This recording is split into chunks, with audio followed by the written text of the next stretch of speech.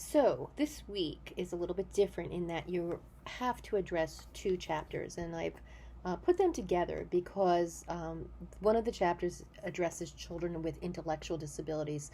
The term we used to use, which is no longer correct, is children with mental retardation. For children with multiple disabilities, many of them also have an accompanying level of intellectual disability.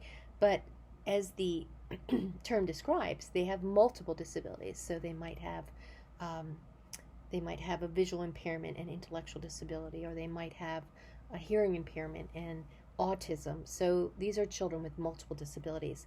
So this week, you're going to be reviewing two chapters, and therefore you have um, two ed puzzles to do in your narrated PowerPoints, and you have two quizzes to do as well.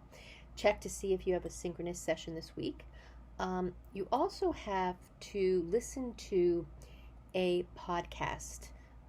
And as you're listening to the podcast and taking notes, because you need to respond to the questions, um, try to think about, why did I assign this particular podcast for these particular chapters? What is it about the Calicax and the eugenics movement? All right, so think about that. You also have a discussion case on a child named Kamika and a couple good videos to preview. At the bottom of this module, you're going to see a note addressing your Piktochart. If you remember, you've been assigned to a particular disability group.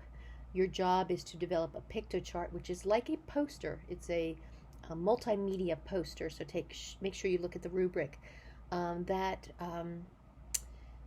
you're going to select an intervention. You're not going to teach us about the characteristics of the disability, but what do you use to teach that particular disability? Okay, and so that is due soon too. So take a look and get started on that if you haven't already. Take care.